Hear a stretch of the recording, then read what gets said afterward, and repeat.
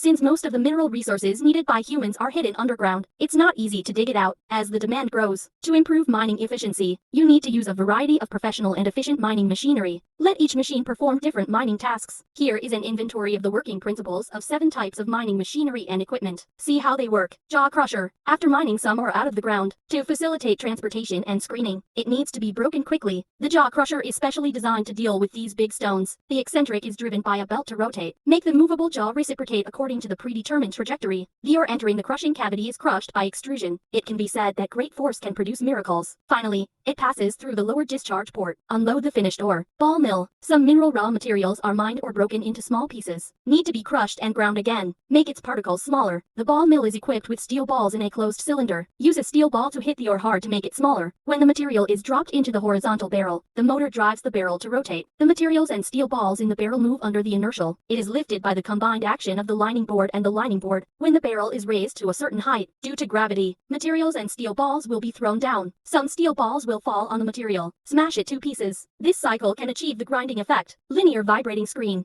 When some ores need to be screened and classified according to particle size during transportation, a linear vibrating screen will be used to screen it. When the motor drives the vibrator to rotate, will produce linear vibration. This force is also transmitted to the screen box.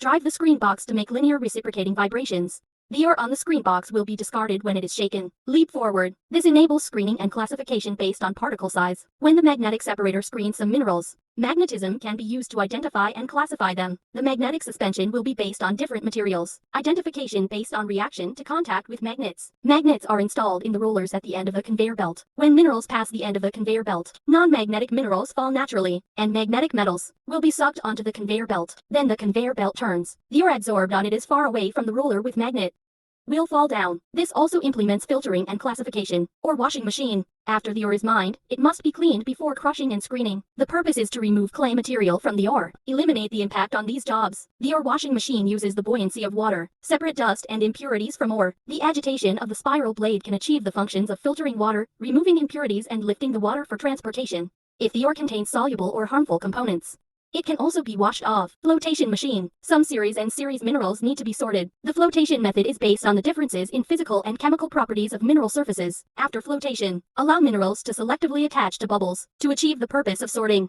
The slurry is sucked into the impeller chamber and injected into the flotation tank. The high-speed moving slurry produces a jet at the impeller outlet, will be in a suspended state, and will produce tiny bubbles. Some of the heavier mineral particles will sink to the bottom of the tank. Smaller particles will remain suspended on the surface. Collisions with bubbles will cause them to stick to the surface. To achieve sorting, cyclone dust collector. A large amount of dust is generated in many aspects of the mining process. Not only will it affect the health of workers, there will also be safety risks, so you need a machine to separate the dust in the air. The dust-containing gas passes through the rotating structure to generate rotating airflow and enters the dust collector. Make a spiral rotational movement from top to bottom along the outer wall. This downward swirling airflow, after reaching the bottom of the cone, turn upward, up along the axis. The dust particles fall into the ash hopper and are discharged under the action of inertial centrifugal force. Gas except dust is discharged upward. After reading the working principles of these mining machinery, does it increase knowledge again? Have you seen any mining machinery?